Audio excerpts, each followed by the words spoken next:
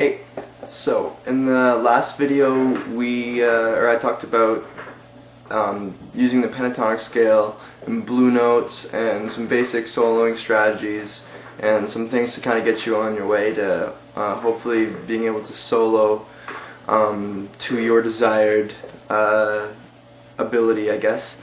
But now this video is going to focus on moving past the pentatonic scale and getting into relative keys and learning the minor scale and the major scale, or the Aeolian mode and the Ionian mode, respectively. So the first thing we're going to talk about is the relationship between the pentatonic scale and the minor scale. And so the pentatonic scale, if we're playing it at the 5th fret,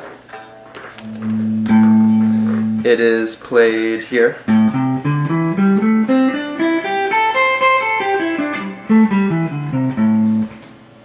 The minor scale is very similar to the pentatonic scale. The pentatonic scale in itself is actually a minor scale. There are major pentatonic scales, but we're not going to get into that. The minor scale is very similar to the pentatonic scale. I'll play it for you really slowly.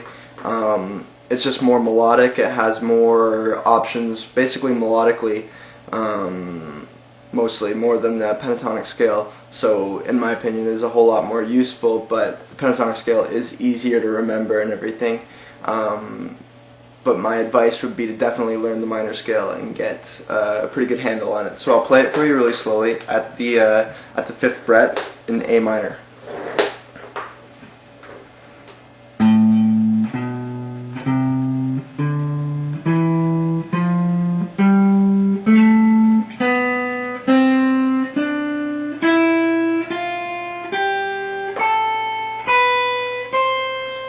So there's a little position change at the on the G string. It goes back to 4th position and then quickly switches back to 5th position once you get back to the B string. So I'll play it backwards for you.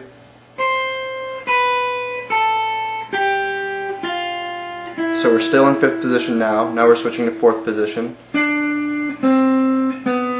4th position to 5th position again.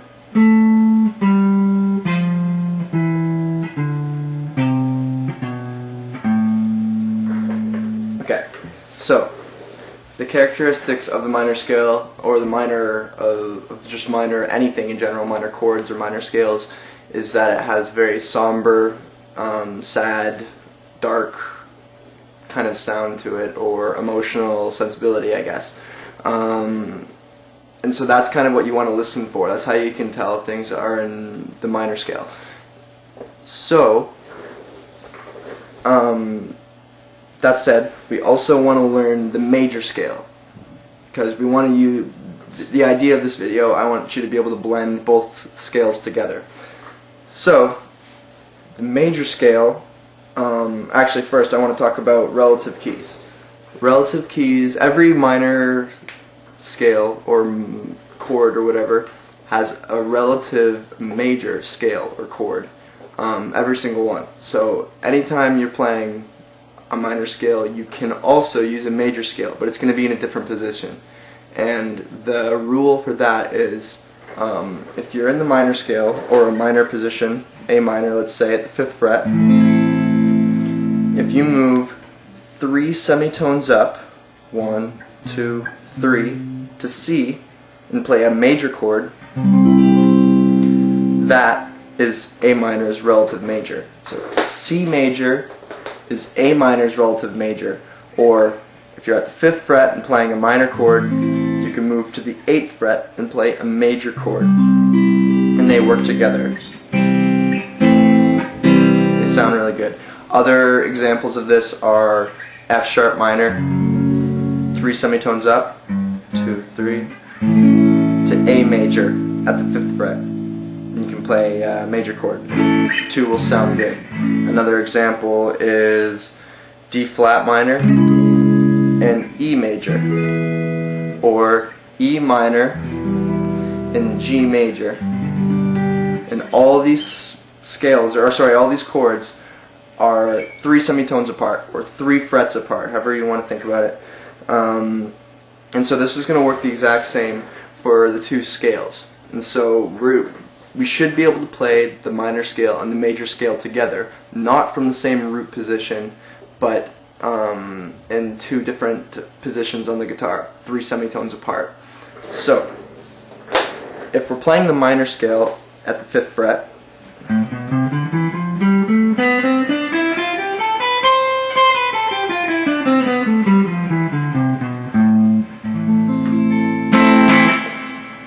we should be able to move 3 semitones up, 3 frets up to the 8th fret and start playing a major scale.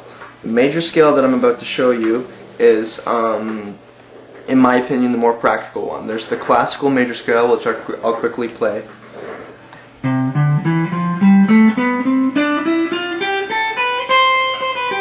Sorry. That's a good one too, but in my opinion it's not very practical. It's not very useful in terms of soloing and stuff. So, the major scale that I'm going to show you is a little bit more wide stretched, and so it's going to start here, so hopefully you can see there.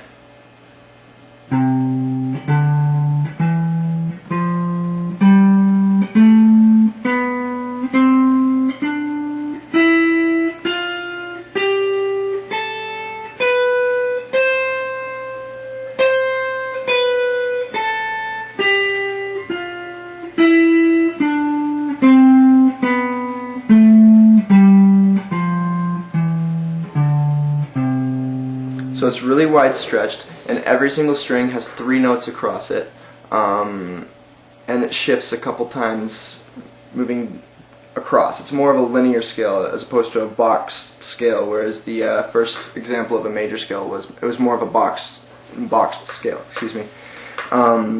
So you should be able to use these two scales together, and so anytime there's a progression being played, let's say in A minor at the 5th fret,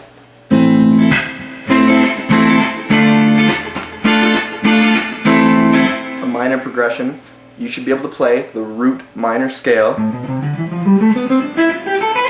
solo as well as the relative C major scale to solo. Sorry. You can see that these two scales sound very similar. They sound exactly the same almost when being played in context over the same chord. It works the same if you're playing in a major chord progression. So let's say a C major chord progression.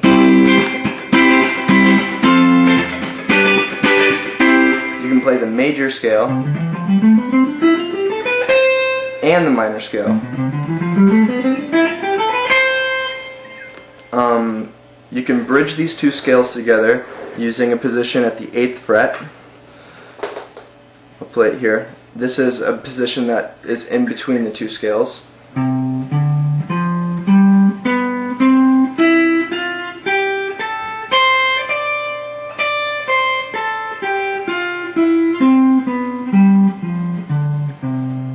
So it bridges the two scales together. I'll play all 3 scales, all 3 positions together, or in synchrony or whatever.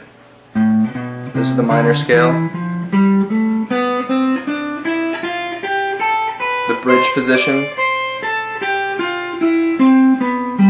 and the major scale.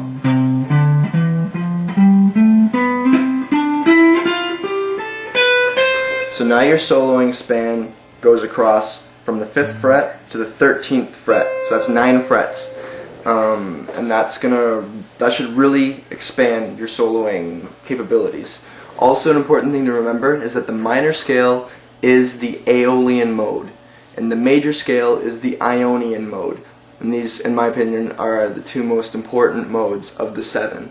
So we're going to learn the 5 other ones in the next video, but you already know 2 of the most important modes that everything is going to branch off from, so you really want to remember that. Minor scale is the Aeolian mode. Major scale, Ionian mode. So it's really important to remember this. You can play these anywhere. You can play this rule shifts all over the guitar. Just remember 3 semitones up, 3 semitones down. 3 semitones up to major, 3 semitones down to minor. So good luck, and hopefully in the next video you'll learn some things too. So good luck.